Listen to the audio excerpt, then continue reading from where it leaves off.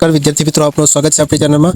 હવે આ પોર્ટલ કોના માટે નમો યોજના પોર્ટલ જે છે એ શાળાઓને કઈ રીતે કામગીરી કરવાની હોય છે, કઈ યોજનાઓ માટે નમો યોજના પોર્ટલ લોન્ચ કરવામાં આવી છે, તો એના વિશે અહીંયા કેટલીક માહિતી તમને આપીશ। તો જે પણ શાળાઓમાં શિક્ષકો હોય એ શિક્ષકોને આ જરૂર વિડીયો શેર કરી દેજો, તો એમને ખબર જ હશે, પણ આ એની રિલેટેડ માહિતી તમને અહીંયા આપવાનો છું। તો નમો લક્ષ્મી અને નમો સરસ્વતી યોજના સ્ટુડન્ટ રજિસ્ટ્રેશન ગાઈડલાઇન્સ અહીંયા સ્કૂલને એટલે કે જે શાળાઓ છે એને લોગિન કરવાની અહીંયા માર્ગદર્શિકા આ વિડીયોની અંદર તમને આપવાનો છું। તો આ વિડીયો શાળાઓ માટે ખાસ રહેવાનો છે કે તો એ શાળાઓ માટે તમે વિદ્યાર્થીઓ તરીકે પણ જોઈ શકો છો કે કઈ રીતે પ્રોસેસ થતી હોય છે। તો અહીંયા સૌથી પહેલા તમે જોઈ શકો છો નમો યોજના પોર્ટલની અંદર વર્ષ 2026-27 થી નમો લક્ષ્મી અને નમો સરસ્વતી સ્ટુડન્ટ રજિસ્ટ્રેશન એક નવા જ નમો યોજના પોર્ટલ પર અહીંયા આવી ગયું છે અને બંને યોજનાનું હવે એક જ જગ્યાએથી તમે રજિસ્ટ્રેશન કરી શકો છો। અહીંયા એલિજિબલ સ્ટુડન્ટ એટલે કે બધા એલિજિબલ સ્ટુડન્ટ્સની વિગતો CTS માંથી ટ્રેક કરી શકાય છે। એક જ જગ્યાએ અરજી હોવાથી સરળ બને છે। બંને યોજના એક જ જગ્યાએ હોય એટલે આપણે સરળતાથી ભરી શકીએ છીએ। પછી લાઈવ ડેશબોર્ડ છે, એટલે ડેશબોર્ડ પર તમને લાઈવ આંકડા દેખાશે અને તમે તેનું સ્ટેટસ પણ ચેક કરી શકો છો કે કઈ જગ્યાએ ક્યાંથી અટક્યું છે એ પણ લાઈવ સ્ટેટસ ચેક કરી શકો છો। અને એન્ડ ટુ એન્ડ રેન્કિંગ એટલે કે દરેક અરજીનું સ્ટેટસ છેક સુધી આપણે ટ્રેક કરી શકીએ છીએ આ પોર્ટલ દ્વારા। અને ડેટા ડાઉનલોડ એટલે કે સ્ટુડન્ટનો ડેટા ગમે ત્યારે તમે ડાઉનલોડ કરી શકો છો તેમાં નમો યોજના પોર્ટલ દ્વારા, બરાબર। ત્યાર પછી આગળ વાત કરીએ તો પોર્ટલ પ્રક્રિયા મહત્વની તારીખો વાત કરીએ, મહત્વની તારીખો અને સમયરેખા કઈ છે તો જુલાઈ મહિનાની અંદર પોર્ટલમાં ડેટા એન્ટ્રી એટલે કે વિદ્યાર્થીઓનું રજિસ્ટ્રેશન શરૂ કરવાની તારીખ લખેલી છે।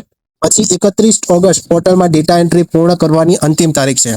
જુલાઈથી માર્ચ દરમિયાન તમે ઓનલાઈન અટેન્ડન્સ સિસ્ટમમાં દર માસની હાજરી નોંધણી અને તેના આધારે માસિક હપ્તાની ચૂકવણીની વાત કરેલી છે। પછી બેઠક નંબર પ્રસિદ્ધ થયે એટલે કે ધોરણ 10 અને 12ની જે બોર્ડ પરીક્ષામાં બેઠક નંબર એટલે કે SID ની પોર્ટલમાં શાળા દ્વારા એન્ટ્રી કરવાની છે। અને પરિણામ જાહેર થયા બાદ એટલે કે બોર્ડ પરીક્ષા પાસ કરેલ વિદ્યાર્થીઓએ અંતિમ પ્રોત્સાહનની રકમ ચૂકવવામાં આવશે। તો આ રીતે આખી પ્રોસેસ રહેવાની છે સમયરેખાની, બરાબર। હાજરી આધારિત મંજૂરી અને DEO વેરિફિકેશનની પ્રક્રિયા કઈ રીતે રહેવાની છે તો 80% પ્લસ હશે તો ઓટો અપ્રુવલ એટલે કે ઓનલાઈન અટેન્ડન્સ સિસ્ટમમાં માસિક જો 80% થી વધુ હોય તો તે વિદ્યાર્થીના એ માસના હપ્તા માટે ઓટો અપ્રૂવ ગણાશે। અને ત્યાર પછી ઓટો અપ્રૂવ છે અને ઓટો રિજેક્ટ એટલે કે માસિક હાજરી 80% થી ઓછી હોય તો ઓટો રિજેક્ટ ગણાશે, એટલે પાછળથી હાજરીમાં કોઈ મેન્યુઅલ સુધારો તમે કરી શકશો નહીં। પછી વેરીફાઈ DEO વેરિફિકેશનની વાત કરીએ તો DEO કચેરી દ્વારા નિયુક્ત વેરીફાયર પોતાના લોગિનમાં જશે અને લોગિનમાં આવેલા જે વિદ્યાર્થીઓની વિગતો જીવટપૂર્ણ ચકાસણી તેને અપ્રૂવ કરશે, બરાબર। તમે તમારા શાળામાંથી તો તમે જે પ્રોસેસ કરી દેશો પછી એ DEO વેરિફિકેશન માટે જશે। DEO વેરિફિકેશનમાં વેરીફાય તરીકે જ્યાં નિયુક્ત અધિકારી હશે અથવા વેરીફાય છે એ શું કરશે, તમે જે પણ માહિતી ભરેલી છે એ ચોક્કસ છે, સાચી છે કે નહીં, કોઈ માહિતી હોય તો ફરીથી પાછું કંઈક માહિતી મોકલી શકે છે। તો DEO ની વેરિફિકેશન અહીંયા જોવા મળે છે, એટલે કે અપ્રૂવ ત્યાંથી જો ચોક્કસ હશે તો અપ્રૂવ કરી દેશે। અને જો ક્વેરી અને રીસબમિટ એટલે જો વિગતોમાં ભૂલ અથવા તો વિસંગતતા જણાશે તો વેરીફાય ફોર્મ ક્વેરીમાં નાખશે અને શિક્ષકે શું કરવાનું છે, શિક્ષકના લોગિનમાં તે ફરીથી મોકલશે, એટલે શિક્ષક તેમાં સુધારો કરી અને ફરીથી સબમિટ કરવાનું રહેશે, બરાબર। હવે બાય ચાન્સ હવે તમે આ જોઈ શકો છો QR કોડ, તો આ QR કોડનો સ્ક્રીનશોટ લઈને પણ આ પોર્ટલ પર જઈ શકો છો અથવા તો તમે બીજી વસ્તુ છે પોર્ટલની લિંક, તો પોર્ટલ પર જવા માટેની લિંક હું તમને ડિસ્ક્રિપ્શનમાં આપી દઈશ, ત્યાં જઈને પણ આ લિંક ઓપન કરી શકો છો, બરાબર। આ બંને લિંક તમને ડિસ્ક્રિપ્શનમાં આપી દઈશ, ત્યાં જઈને આ પોર્ટલ ઓપન કરી શકો છો। હવે પોર્ટલ ખુલશે એટલે તમને કંઈક આ પ્રમાણનું ઇન્ટરફેસ દેખાશે। આ પોર્ટલની અંદર તમે જોઈ શકો છો કંઈક આ પ્રકારનું ઇન્ટરફેસ જોવા મળશે। એ પ્રકારમાં અહીંયા નમો સ્કીમ પોર્ટલ લખેલી છે, એમાં નમો લક્ષ્મી યોજના અને નમો સરસ્વતી બંને આવશે। અહીંયા કેટલી સ્કૂલો અહીંયા જોડાયેલી છે એ પણ અહીંયા 15,000 કરતાં વધારે સ્કૂલો છે, કેટલા સ્ટુડન્ટ છે એ દેખાશે અને કેટલા ડિસ્ટ્રિક્ટ એટલે જિલ્લાની વાત કરેલી છે, બરાબર। અહીંયા રોલ તરીકે સ્કૂલ છે, સ્કૂલ તરીકે હોય, એડમિન તરીકે હોય, જે પણ હશે તમારે સિલેક્ટ કરવાનું। જે એડમિન હશે તો એડમિન સિલેક્ટ કરશે, બરાબર। પછી તમારો સ્કૂલનો કોડ 11 આંકડાનો જે તમારો સ્કૂલનો કોડ હશે એ દાખલ કરવાનો છે અને તમારે એન્ટર પર ક્લિક કરીને લોગિન કરી શકો, બરાબર। અને DEO માટે અહીંયા નીચે ઓપ્શન છે DEO અથવા તો લોગિન માટે આ ક્લિક હિયર કરશો તો એ DEO માટે એ જોવા મળે છે, એ આપણે કઈ જરૂર નથી, બરાબર। તો અહીંયા તમે સ્કૂલ લોગિન પર ક્લિક કરશો તો રોલમાં સ્કૂલ સિલેક્ટ કરો, ત્યારબાદ તેમનો એક જ સ્કૂલ કોડ અને એક જ પાસવર્ડ નાખો। CTM સિસ્ટમનો ID પાસવર્ડ જ અહીં લોગિન કરવા યુઝ કરવાનો રહેશે, ત્યારબાદ લોગિન બટન પર તમારે ક્લિક કરવાનું રહેશે, બરાબર। આ પ્રોસેસ જોતા જવાનું છે। હવે તમને કંઈક આ પ્રકારનું સ્કૂલનું ડેશબોર્ડ જોવા મળશે। સ્કૂલ ડેશબોર્ડમાં તમારે તમે ઘણી બધી વિગતો તમને જોવા મળશે કે લોકેશન જોવા મળશે કઈ, બરાબર, કઈ સ્કૂલ માટે 9 થી 12 માટે, બરાબર, અને કઈ સ્કૂલ છે તો હોમ ડેશબોર્ડ પર સ્કૂલની બધી વિગતો તમને જોવા મળશે. તમારી પ્રોફાઇલ શું છે, લોકેશન શું છે, એકેડેમિક્સ, મેનેજમેન્ટ, પ્રિન્સિપલની વિગતો બધું તમને અહીંયા જોવા મળશે. બરાબર, તમારી કઈ સ્કૂલ છે, તમારા સ્કૂલના પ્રિન્સિપલનું નામ, મોબાઈલ નંબર, ઈમેલ આઈડી શું છે, કયા સ્ટેટની અંદર આવેલી છે, કયા ડિસ્ટ્રિક્ટમાં, બ્લોક નંબર શું છે, બધું તમને આ પહેલા સ્ટેપમાં અહીંયા તમને ડેશબોર્ડની અંદર તમને આ આઇકનની અંદર તમને જોવા મળવાનું છે. બરાબર, હવે આપણે આગળ જઈએ નેક્સ્ટ સ્ટેપ તરફ. તો એના પછી તમારે જમણી બાજુ તમને કંઈક નમો લક્ષ્મી દેખાતું હશે, તો આ યોજના તમે પસંદ કરશો અને જમણી બાજુના મેનુમાંથી યોજના સિલેક્ટ કરવાની છે.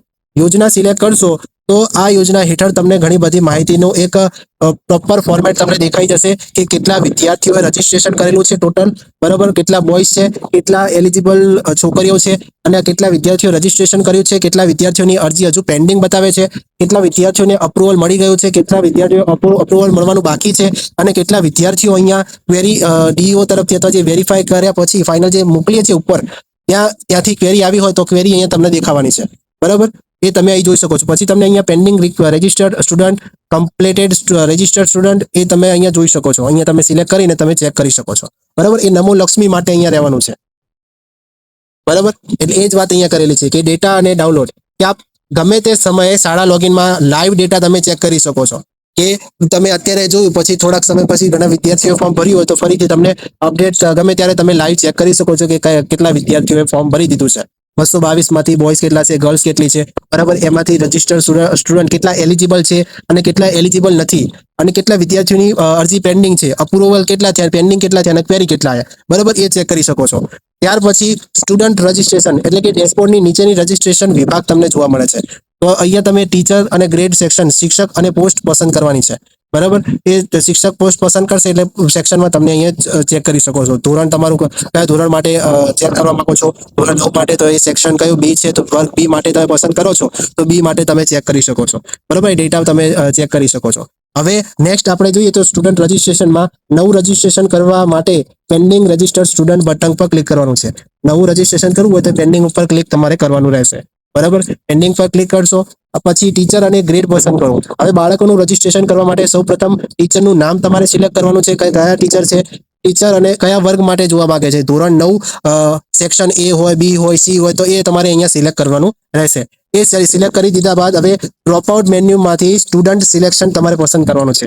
સ્ટુડન્ટ સિલેક્શનમાં વિદ્યાર્થીનું નામ શું છે એ એડ કરો, સ્ટુડન્ટની CTS આઈડી એડ કરવાની છે, પછી એની કેટેગરી કઈ છે, SC છે, ST છે, જનરલ છે, જે કેટેગરી હોય એ સિલેક્ટ કરવાનું.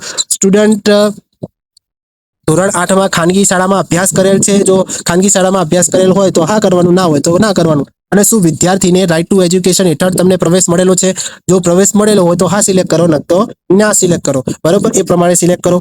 ત્યાર પછી હવે સ્કીમ ઓપ્શનમાં તમને અહીંયા જોવા મળશે.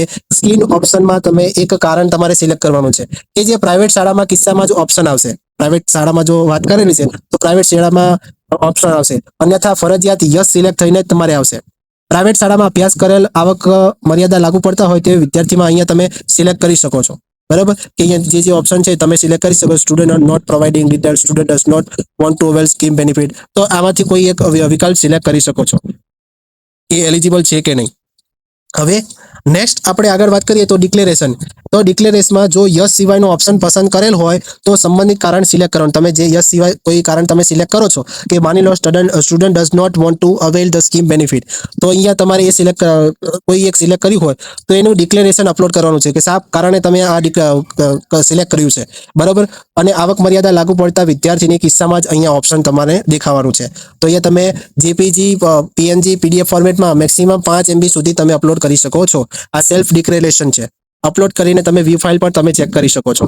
બરાબર, હવે ઇન્કમ પ્રૂફની વાત કરીએ તો ઇન્કમ પ્રૂફમાં સ્ક્રીનશોટ મુજબ ઇન્કમ પ્રૂફ અપલોડ કરવાનું રહેશે. અહીંયા ઇન્કમ પ્રૂફ તમારે પ્રાઇવેટ શાળામાં અભ્યાસ કરેલ અને આવક મર્યાદા લાગુ પડતા વિદ્યાર્થીઓના કિસ્સામાં તમારી આ ઓપ્શનમાં તમારી ઇન્કમ પ્રૂફ તમારે આપવાનું રહેશે.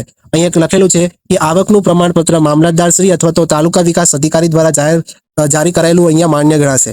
ગ્રામ્ય કક્ષાએ એ ગ્રામના પંચાયત તલાટી દ્વારા જારી કરવામાં આવેલ જે પ્રમાણપત્ર છે એ અહીંયા માન્ય ગણાતું નથી, એટલા માટે એ ખાસ ધ્યાન રાખવાનું રહેશે.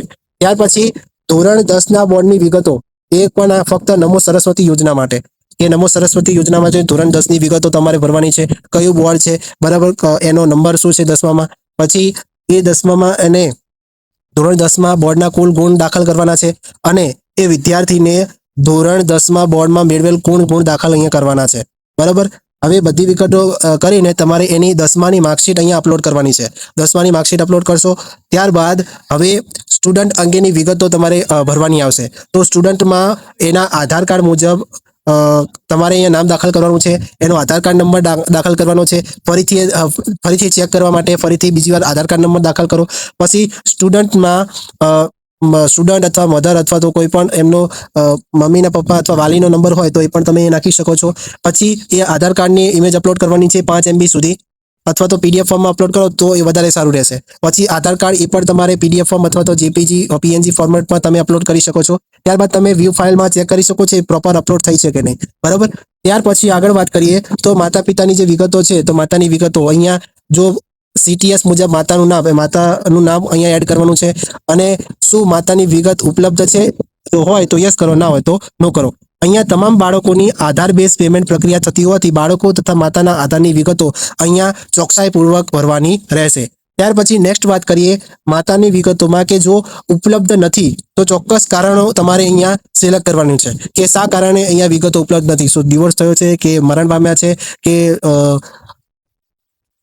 ડ્યુ ટુ કોર્ટ મેટરના લીધે નથી, તો એ ઘણે જે પણ તમારે હોય એ પ્રમાણે સિલેક્ટ કરવાનું રહેશે. ત્યાર પછી માતાની વિગતો બરાબર હોય તો તમારે એ માતાનું આધાર કાર્ડ નંબર ફરીથી દાખલ કરો 2 વાર અને એમનું માતાનું આધાર કાર્ડ માટે એનો ફોટો અપલોડ કરો. બરાબર. અને એમનો માતાના આધાર કાર્ડની પાછળનો ફોટો પણ અહીંયા અપલોડ કરવાનો છે. એટલે આગળનો અને બંને બાજુનો ફોટો અહીંયા અપલોડ કરવાનો છે, ફ્રન્ટ અને બેક સાઈડ બંને. એ અપલોડ કરી દીધા બાદ તમારે LC જન્મ પ્રમાણપત્ર અથવા તો રેશન કાર્ડ અહીંયા અપલોડ કરવાનું આવશે. તમને ઓપ્શન છે LC પણ અપલોડ કરી શકો, જન્મનું પ્રમાણપત્ર અથવા રાશન કાર્ડ પણ અપલોડ કરી શકો છો. ત્યાર પછી કન્ફર્મ સેવ અને સેવ અહીંયા તમને ઓપ્શન દેખાશે રીસેટ, સેવ ડ્રાફ્ટ અથવા સબમિટ એપ્લિકેશન. હવે તમારે શું કરવાનું છે, સેવ ડ્રાફ્ટ પર પહેલા ચેક કરી લેવાનું છે કે પ્રોપર માહિતી ભરાઈ છે કે નહીં. બરાબર. અને જો રીસેટ કરવું હોય તો તમે રીસેટનું બટન પણ આપેલું છે. હવે બધું ચેક કરીને પછી ફાઇનલ તમારે કન્ફર્મેશન કરીને ફાઇનલ સબમિટ આપવાનું છે. ડાયરેક્ટ તમારે સબમિટ એપ્લિકેશન નહીં આપવાની, કારણ કે ઘણીવાર તમે ભૂલ કરેલી હોય તો પછી પાછળથી સોલ્વ તમે નથી કરી શકતા. એટલા માટે સેવ ડ્રાફ્ટ તમે કરી શકો છો અને સેવ ડ્રાફ્ટ ખાલી સાચવવા માટે ચેક કરીને સબમિટ એપ્લિકેશન તમે પછી આપી શકો છો. બરાબર. પછી પૂરા થયેલા રજીસ્ટ્રેશન તમને કમ્પ્લીટ રજીસ્ટ્રેશનનું આવું એક બોર્ડ દેખાશે. એ બોર્ડની અંદર તમને બધી વિગતો તમને દેખાશે, કેટલું રજીસ્ટ્રેશન કર્યું છે, કોનું અપ્રૂવ થઈ છે, કોનું નથી થયું. બરાબર. તો એ પણ બધી માહિતી તમને આ પોર્ટલની અંદર દેખાવાની છે, નમો યોજનાની અંદર. બરાબર. આ રજિસ્ટર્ડ સ્ટુડન્ટ પસંદ કરો. તમારે કયા વિદ્યાર્થીનું શું સ્ટેટસ ચેક કરવું છે, તો અહીંયા તમને ઘણા બધા વિદ્યાર્થીઓ દેખાતા હોય. બરાબર. રજિસ્ટર્ડ સ્ટુડન્ટ સિલેક્શનમાં તો કોઈ નામ ધારો કે હોય એ એલિજિબલ હોય તો આવું ગ્રીન દેખાશે અને એલિજિબલ નથી તો આવું લાલ દેખાશે. બરાબર. ઓલ સ્ટુડન્ટ માટે તમને અહીંયા ઘણી બધી વિગતો તમે જેટલા રજીસ્ટ્રેશન કર્યા છે એ તમને દેખાશે સ્ટેટસ. બરાબર. હવે સબમિટ કરેલી અરજી તો અહીંયા સ્કીમ ઓપ્શનમાં તમે ચેક કરી શકો છો. સબમિટ કરેલી વિગતો અહીંયા દેખાશે, પણ તેમાં તમે શું કરીશો, ફાઇનલ તમે જ્યારે સબમિટ આપી દીધો ત્યાર પછી તમે એમાં કોઈ પણ પ્રકારનો ફેરફાર કરી શકતા નથી. મેં તમને પહેલા કીધું ને કે જ્યારે તમે સબમિટ કરી દો છો ત્યાર પછી તમે કોઈ ફેરફાર કરી શકશો નહીં. બરાબર.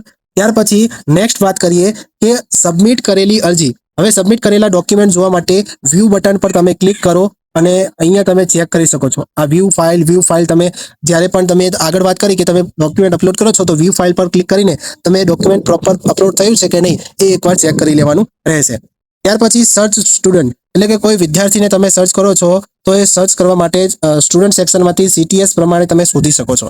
કે તમારી જોડે સ્ટુડન્ટ વિદ્યાર્થીની CTS ID હોય તો એ CTS ID તમે અહીંયા નાખીને તમે સ્ટુડન્ટને ડાયરેક્ટ સર્ચ કરી શકો છો અને એ સ્ટુડન્ટની ID સર્ચ કરશો તો એ સ્ટુડન્ટની બધી ડિટેલ્સ તમને અહીંયા જોવા મળશે.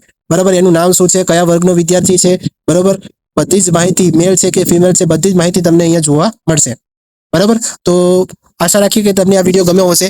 એવી જ રીતે તમે બીજી યોજના માટે પણ ચેક કરી શકો છો. બરાબર. આ તો આપણે નમો લક્ષ્મી કે નમો સરસ્વતી બંને યોજના માટે તમે આ રીતે સિલેક્શન તમે શરૂઆતમાં જશો તો તમે શરૂઆતમાં તમને ઓપ્શન દેખાશે. બરાબર. કે કઈ યોજના માટે તમે એપ્લાય કરો છો ને એ રીતે. બરાબર.